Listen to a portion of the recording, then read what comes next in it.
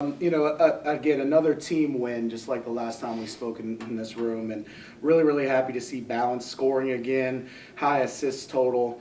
Audrey misses a double-double by 1 assist. Johnie now will finally get the recognition that she deserves for the amount of assist-to-turnover ratio she's had. She's got to be up to 8-1, something crazy, and that's big time. It is absolutely big time, and that's one of those things that isn't seen, and now it will be seen. And Marissa Brown, again, just absolutely special, 30, 15, and 5.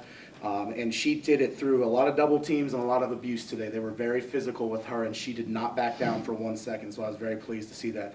But again, great team win, very happy with us. And the thing I'm very, very happy about is the way we started the game. We looked possessed to start the game, and that was the goal today. Coming off of a tough loss on the road, we wanted to come in and set the tone, and our players did that. How you guys, I think you were up 2 there in the first quarter, and lightning quick 9-0 run, and honestly that was kind of the end of it. You guys had a comfortable lead from that point forward. Yeah, and I think that's kind of what our MO has to be, and again, we do it differently than Coach Hallett and his team, but we do have the ability to blitz you very quickly in a game, and our goal is as a team that we're working towards is playing solid defense. It doesn't have to be phenomenal, it has to be solid so that we can just keep ourselves steady until we make those blitzing runs. And that's what you saw, and then I thought we did a good job of extending it with another run pretty quickly after, and then just chipping away to build the lead. Kind of fell back when we went a little cold because we didn't shoot the basketball overly well from 3 compared to what we're doing now. I say that we still shot 32%, which isn't great, isn't awful, but for what we've been shooting from the 3, that's not a traditional night from us, but we still find a lot of scoring inside, and we had some ladies get to the basket as well.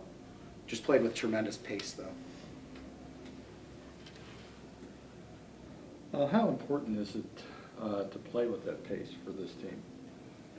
You could probably make a strong statement that aside from sharing the basketball, that's probably the key for us.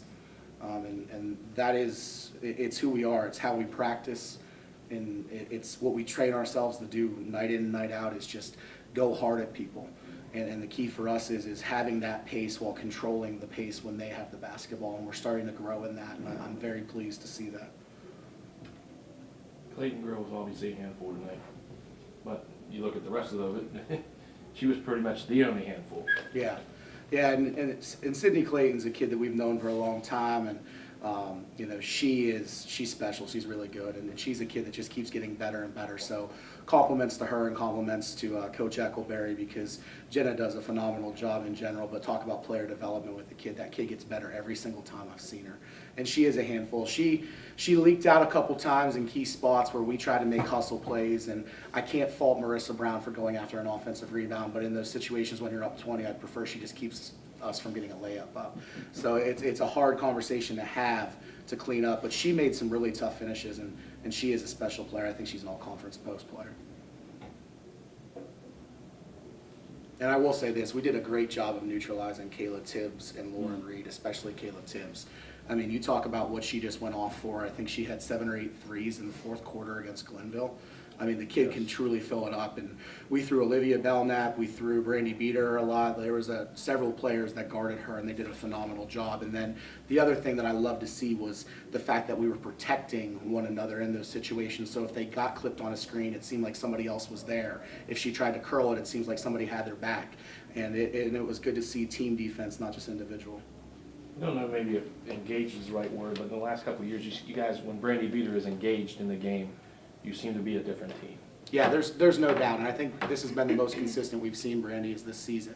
I think I've made this comment to you guys, and I know I've made it before in different press conferences down in Charleston. I and this team knows how good Brandy is because we've been able to see it more than everybody else.